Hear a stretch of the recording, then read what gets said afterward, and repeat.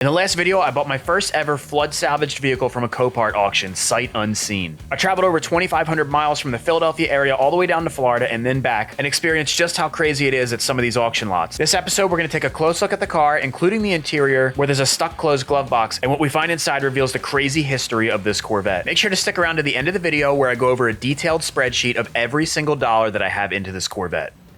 Man, it's crazy to look at this thing on the screen and to think it was in West Palm Beach, Florida, sitting in an auction lot. And now, just a few days later, it's sitting out front. We got to take a closer look at it. Almost 3,000 miles of driving, and I really didn't get much of a look at this thing at all. I'm sure you guys saw right off the bat the damage. You know, they plowed into this thing with a forklift, and you can see the body lines. They're a little jacked up. I'm hoping, and you know, I've worked with C5 and C6 Corvettes before, and I think the C7 is pretty closely related. I'm hoping that I can take, you know, the body panels off and everything and straighten that stuff out myself. I do not think it's going to be a big issue. Corvettes actually have these little bars underneath. I don't know if you can see them under there, but they're actually, I forget exactly what they're called, but they're like little skid plates for when you go over, you know, they're low cars, and a lot of times when you go over, you know, speed bumps and stuff like that, or steep driveways, the car scrapes and it sounds horrible, but they're actually made to scrape sliders, frame sliders they're called. So they're made for that, and I watched when those guys put the forklift in, and they didn't get on the sliders. They actually, I think they were lifting on some of the wrong parts. So hopefully we can fix that. Other than that though, cosmetically, it really looks good. It's super dusty from the bid lot, you know. It probably got wet at some point in time from rain, and then the dust was flying around and it just stuck to it. And it looks like complete crap, but everything looks really good. From the pictures and stuff on the auction when it was clean, the paint looked really nice. We are gonna clean it up, but the rims look really good. There's no curb rash or anything. The tires are in excellent shape. I don't think we'll have to replace those. No dry rot or anything. We got the Stingray on there. Really, really cool. Got the bid markings and stuff. Little sticker markers. I'm gonna see if I can hop inside real quick in a minute. Rotors are all rusty and everything. I think it's gonna clean up really, really nice. So the exhaust tips are straight. That's a big thing for me. A lot of times on Corvettes, like one side is higher or lower, and I think that makes it look absolutely horrible. If you look really close, you can actually see, let me get it from the other side where the sun, a little bit nicer. See if you guys can see in there, you can see a water line right here. So if the water line was there, you know, that would probably be right about here, something like this. You know, hopefully it really wasn't that bad. If you look in some of the pictures online, you can see that water was like really up high. And I think that's because, here's my theory. I'm thinking that there was like surges of water. So if this was involved in a flood and like, I don't know if it was ocean salt water or whatnot, it doesn't appear to be salt water, but you know, maybe it was in a storm and there were like surges of water and the water got up high and then they would go down and then high and then down. Because if you think about it, if you dropped a car in an ocean or a lake or whatever, it would probably take a couple minutes to fill up with water. So if there were surges and it was coming down, that might be why the interior, it appears that it didn't get any water in it. We're gonna hop in a second and take a better look at it, but man, I am so excited. I think this is my favorite angle, dude. Like this, with that sloped roof coming down the back, it just looks so aggressive. I really like the look of the hardtop over the convertible. It looks awesome.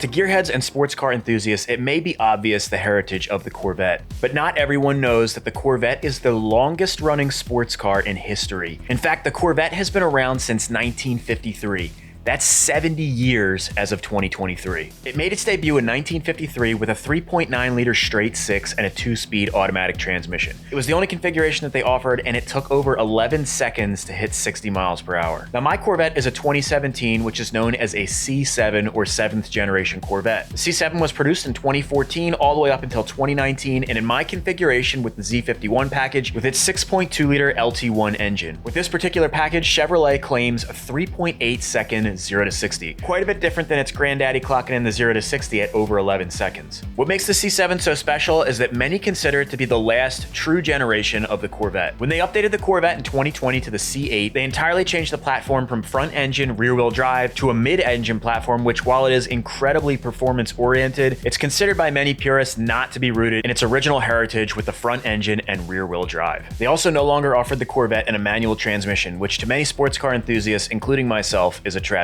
To me, a 376 cubic inch V8 mated to a 7-speed manual transmission, rear-wheel drive, and just under 3,300 pounds is where it's at. Let's take a closer look at the inside. Now, the reason that there's a ratchet strap over the rear hatch is because up under the rear license tag is where you can put a key so that you can open the hatch and then you can open the doors through a little cable that you pull in the trunk. And the reason that you need to do that is because this car has electronic door handles. So it's a salvage car, it has no power, and without power, we can't open the door with the electric door handles. So that's the fail-safe. But the thing is that you need the key, and the other thing is this car didn't come with any keys.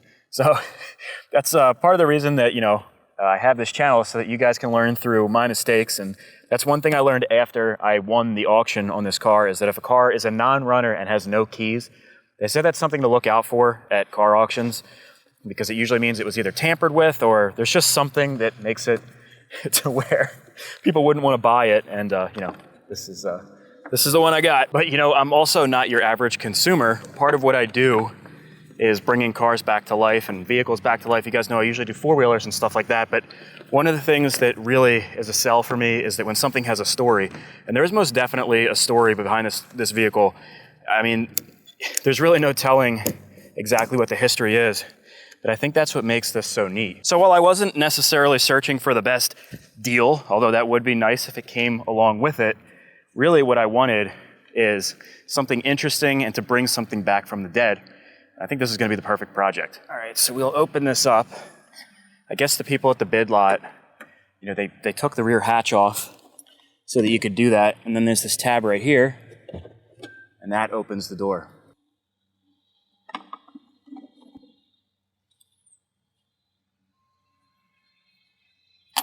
And I think we can actually get both sides. If I can find the tab, the battery's actually in this back corner. So check this out. The little pull tab is right there on that side, and I was thinking there'd be one on this side too for the passenger door. Doesn't look like it. I'm not saying there isn't, but I don't see one.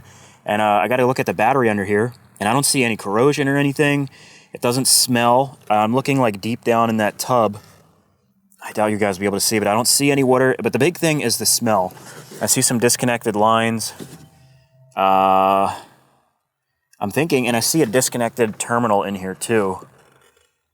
So hopefully, maybe somebody disconnected all the electronic stuff and it wasn't fired up. That would be really good, because that means that, it's possible that nothing was fried. The computers are going to be the big thing. Look at the interior, man. I think if this thing was filled with water, it would look a lot worse.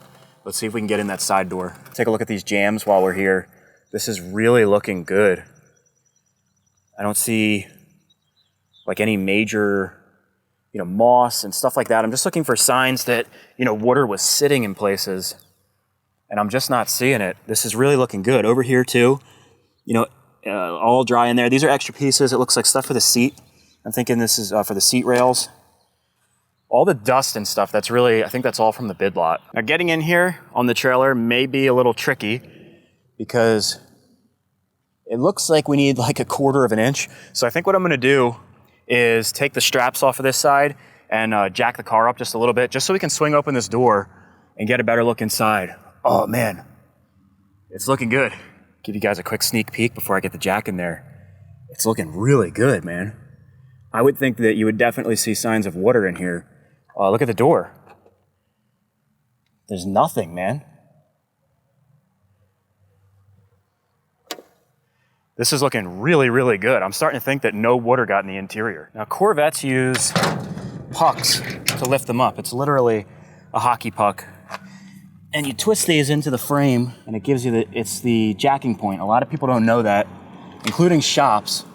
So if you have a Corvette, you gotta make sure that they're aware of that. But those pucks just kind of twist right into place, and that's where we'll jack from.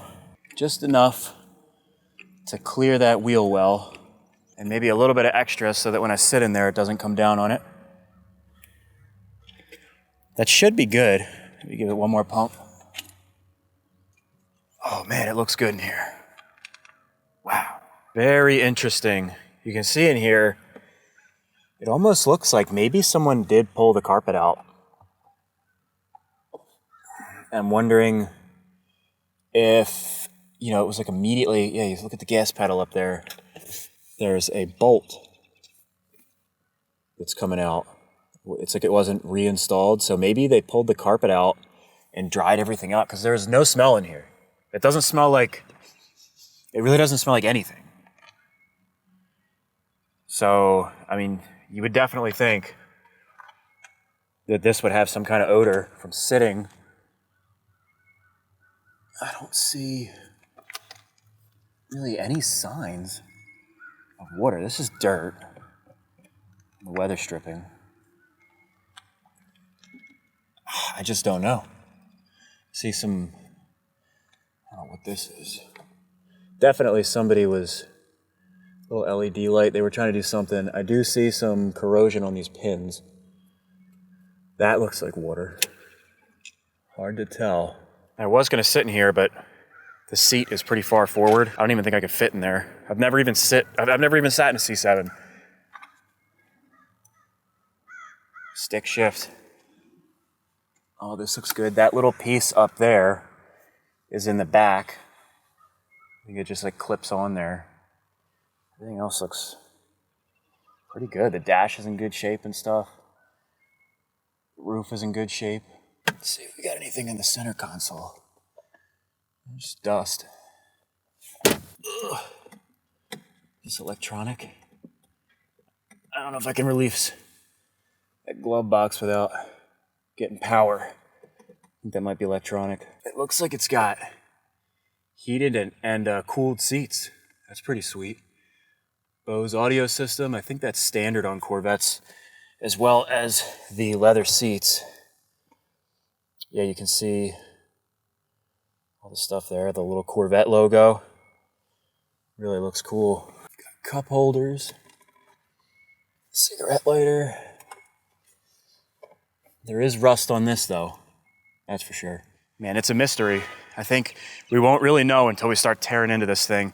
If there's anything that's like hidden, I'm probably gonna pull the seats out, the carpets and everything, and yeah, we might find some evidence under there. Let's see if we can get the hood open. I'll at least show you what's going on with the hood. So it pops no problem, but you'll see as soon as I try to lift this up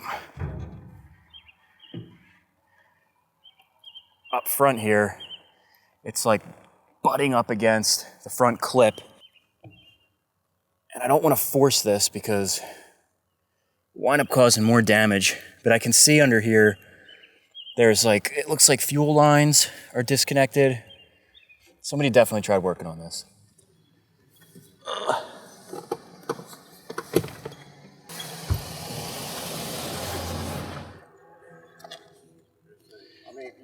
See that shit. You gotta Well guys, upon further inspection, our surging water theory has been busted. My dad and I came out here and we lifted this carpet away and we've got dirt.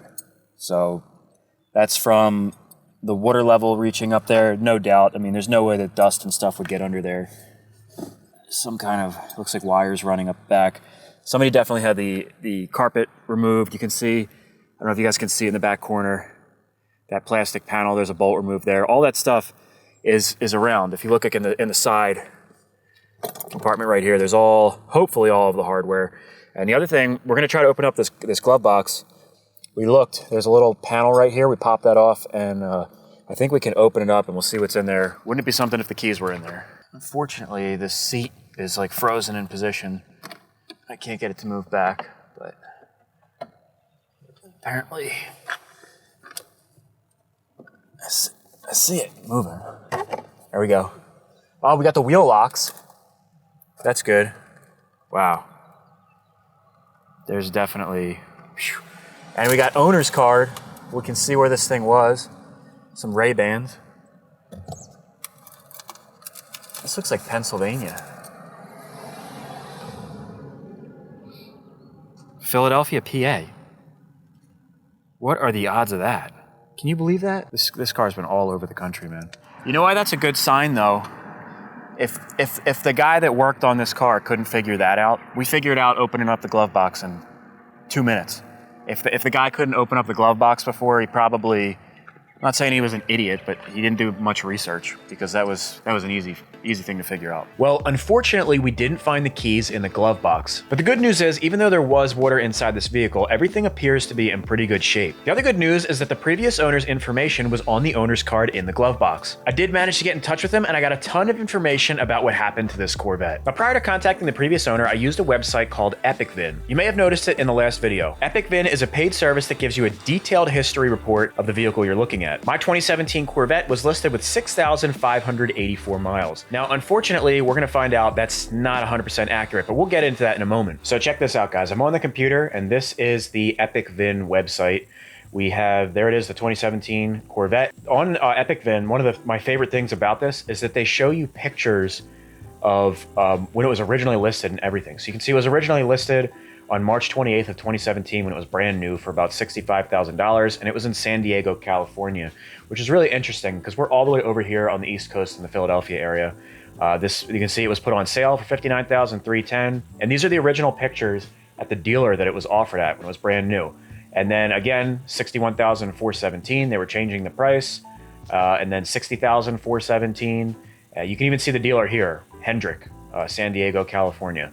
Really, really cool that they show these pictures and stuff. So I guess that's where that was the last time it was listed and it sold. And then here is the first owner. When they sold it for $48,500. And they listed it with 6,750 miles, again in San Diego, California. This is when the car was still nice and beautiful and brand new. And check this out. You can even see the info that was included in the ad. And this is awesome. This is key right here. This was a bucket list car. I'm a 75-year-old retiree that is selling his dream vehicle. This Corvette was driven very lightly and was serviced regularly by the Chevrolet dealership.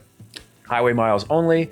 It has 2 small scratches on the front bumper. Other than that, the vehicle is pristine. I have the title in hand, blah, blah, blah. So that's an excellent thing to hear. It was veteran owned, basically. And by veteran, I mean like an older guy. And he sounds like he babied it. So, I mean, could it get any better than that? So anyways, he sold it. And then the second owner is where the damage was occurred. So this is where this EpicVin really comes in handy. There are other companies that offer this service too, because these pictures here we would not have had otherwise. So I think some people thought that I was showing these pictures of a flooded Corvette, and then when it went to auction, it was a different Corvette. But you can actually see, even on this, here's the picture from the auction. They just washed that stuff off because they're trying to get as much money as they possibly can at auction. But these, like I said, this is key to have these pictures because we could see the water line and you know there was damage done. So after that, you can see it was listed for sale in New York, Newburgh, New York. They had it all cleaned up and stuff. You can see the door is slightly open right here. This is probably when they cracked in the back. Now here is something else I noticed. You guys know there's damage on the front of the car, right? Well, if you look at the seams of the hood, it looks like there's no damage. And right here in the front where the forks damaged it. So I think, and then if you go, well, you'll see when we go to the next one, here's the listing down in Florida, and you can see the little bit of damage there and a little bit of gap in the hood. So I think moving the vehicle from New York down to Florida, somewhere along the line in transit, somebody smacked into the front of it with a forklift, which is a shame because, you know, that didn't have to happen. It was in really, really good shape. You know, other than the water damage, it looks like cosmetically it was almost perfect. They also have other information on the vehicle. They have the average dealer price. Right now it's around $57,000 is the dealer market value, which is awesome considering what we paid for it. They've got, you know, depreciation, mileage, and stuff like that. And if there's any discrepancies on the title, stuff like that is on here. You can see right here it's salvage brand, flood brand, and they tell you when it happened. And then the other thing you'll notice that there is an odometer issue. So you can see it says odometer, not actual, problem reported. The odometer reading is known to be other than that of the true mileage for the vehicle. And that is on November 5th of 2021. So that's after the accident happened and it was recorded as flood damaged. So I kind of knew that going into this, there was going to be some kind of issue. And this is when I got my salvage title in the mail. You can see it right on there. It's salvage branded. And what I did is I took the address that's on this salvage title and I got this place right here. A-Line Motors, Auto Rebuildables. This is where it gets interesting. So if you look at this place, it's in Paterson, New Jersey. That's about an hour from me.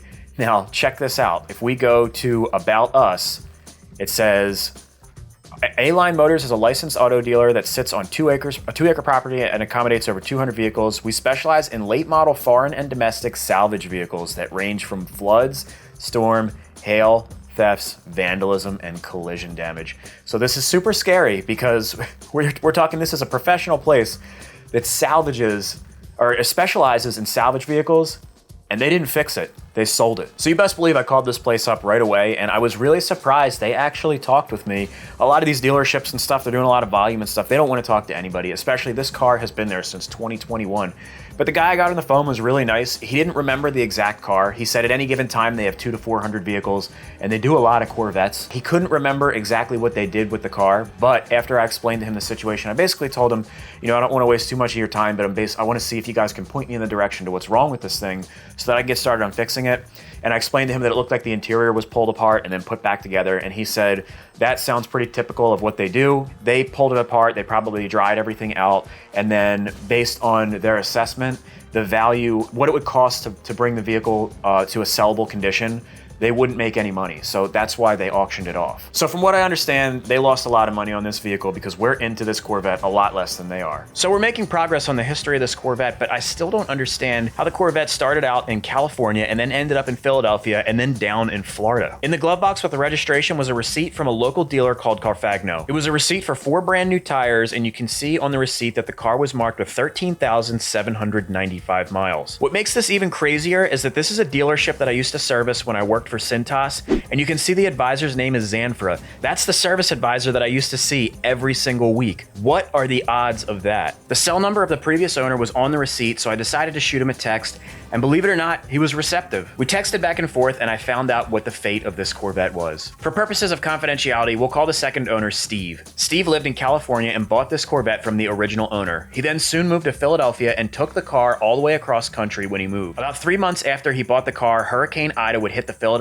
area and cause major flooding. Unfortunately, this would be the last of days where this Corvette had a clean title. Steve had the Corvette parked in a parking garage on the bottom floor, and it got flooded. Unfortunately, he didn't take any pictures when the water level was high around the Corvette, but he did go down and take pictures immediately to send to insurance where it got totaled. The last Steve saw the Corvette was when it got loaded up on the flatbed, and I asked if he possibly had the keys, but he said the last that he saw those was when he handed them over to the tow truck driver. So from the sounds of it, the 13,795 mile mark is about what should be on the odometer once we power this thing up. This Corvette has been all over the country, from California all the way over to the Philadelphia area, then to Newburgh, New York for auction, then to Paterson, New Jersey, where there was an attempt to fix it, then down to West Palm Beach, Florida, where it was auctioned off, and finally all the way back to the Philadelphia area once again. What are the freaking odds? Now that we know the history of this Corvette, I say it's time we tear into this thing and get her going. But before we do that, she's got to be looking good in style. The whole car is covered with dust from the bid lot, broken glass from other vehicles, paint pen markings on the glass, and auction stickers. Let's go ahead and wash that off and see what the finish looks like underneath. Now the hood seems to be the dirtiest part of this car, so I figure we'll do it together. It's gonna be pretty satisfying getting the dirt off and seeing what the finish is underneath. Now the soap I'm gonna be using, because I know somebody's gonna ask, is the Extreme Body Wash and Wax from Chemical Guys. These wash and waxes, as long as you get a good name brand, they seem to do a pretty good job. I use these on the dirt bikes and the quads too, and it seems to, like when you use it over and over and over again, it kind of like builds up a protective barrier of, I guess, like a thin layer of wax, which is what I think it's supposed to do. It's not like a full detail or anything, but I like using that stuff. And then I'll have these microfiber mitts. I'll usually put one on each hand and kind of tag team it and just keep everything wet before you dry it off, and then you don't get any watermarks or anything. Wow, this car barely even needs to be washed, it looks like. I think this is mostly just dust and stuff. But after it dries, it might look like crap if we don't wash it, so we gotta wash it. Wow, man, you can tell that this is gonna clean up really, really nice. The paint underneath is absolutely beautiful. It's wet, so it's gonna look like glossier than real life, but I mean, if you were to wax this, it probably really will look like this.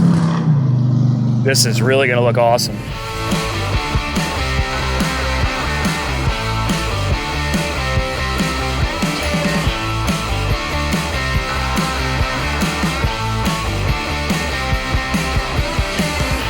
Now this window paint usually comes off real easy with a razor blade.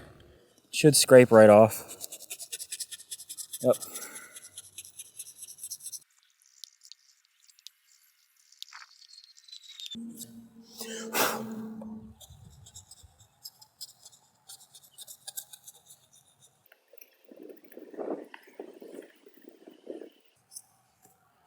Then we'll come in with some foaming glass cleaner.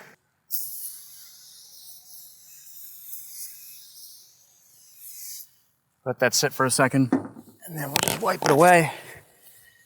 And that shit is gone. Now, I don't know if the camera's gonna pick it up, but there's actually some glue marks here. I think at one time they had the door taped shut.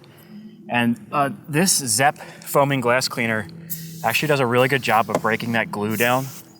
You just have to let it sit on there for a couple minutes, and we should be able to get that off kind of no problem. It is coming off. You might have to do it a couple passes. You know, you gotta remember, this is glue that's been baked on here in the sun, possibly for years. Usually another thing I'll use is WD-40. We'll break down the glue. And then 3M even makes an adhesive remover that works great. The only thing is, I've been having trouble getting that stuff recently. I don't know if they've recalled it and changed the formula or something, but if you can get that stuff, man, it's awesome. Let's see if we can get this lot number sticker off. Oh, this is gonna be easy. Nice.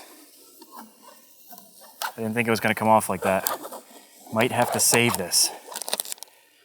Very first flood car ever saved. And the last thing I'm gonna do is just go around with some Mother spray wax. It's just a quick detailer, and it'll keep the paint nice. A little bit of added protection, and it only takes really a few minutes to do. This stuff just literally sprays on, and you kind of buff it off. It's like the SC1 of the automotive world.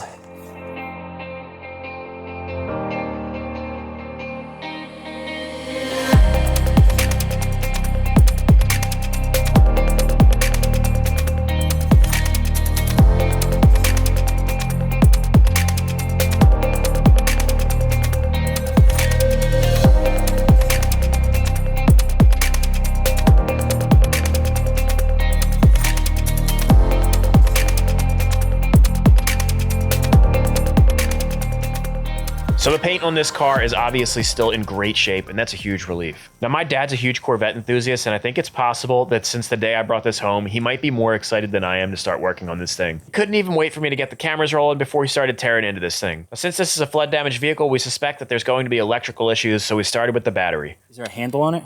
Yeah, there's a handle on it, but this is still in the way. There should have been a cover for this thing too. Yeah, plastic cover. Yeah. That might be in one of these compartments or something. These batteries are really in my car. It's the same thing getting anything else. They're very tight. Okay. Good. Yes. You want to get on the dock? I'll hand this to you. Sure. You can see all the dirt and stuff in there. No doubt. This had water in it, man. Damn. The battery still appears to be in good physical condition. It took a charge and we put it on a tester and it checks out great. So good news there. One last thing before I let you guys go, I want to share the expense sheet that shows all of the expenses from clicking that bid button all the way to getting the car home here in the driveway. Now, I'm really big on transparency, so I have all of the expenses broken down here, all the way down to the food that I spent on the trip to pick up the car. So in the middle where it says brand, you'll see where the charge came from. So right off the bat, the buyer fee was $1,320. That's from Copart. The Florida sales tax, $1,185, Florida State. Keys and programming, that's from a locksmith. It's going to cost $477. I did order the keys, and that includes programming the keys to the car and all that stuff. So then we have fuel on the trip. That's miscellaneous gas stations, $518.34 in gas. a Better Bid membership. That's what you need to have, membership in order to use that broker. That costs $330 for a 1-year membership. Trailer rental, it is not actually from U-Haul, but I put U-Haul on there because if you need to rent one, that's a place where you can rent a trailer. It's actually a buddy of mine, and it would cost, from what I estimated, around $400. However, for me, I used a friend's trailer, and I took him to dinner. The bill was $83, so that's what I have in there. The hotel for the trip was Comfort Inn, $198. That was for 2 nights. Then transaction fee from a Better Bid, $264. Documentation fee from a Better Bid, $199. Virtual bid fee from Copart is $149. The food on the trip was $142.60. The broker fee from Copart was $100. So if you use a broker, Copart will charge you an extra $100. The Copart membership, that is to the actual membership to Copart, is about $75. The gate fee is $79. Tolls were $50. The tip to the loader, when the loader that came and loaded up the Corvette, I gave him a $50 tip.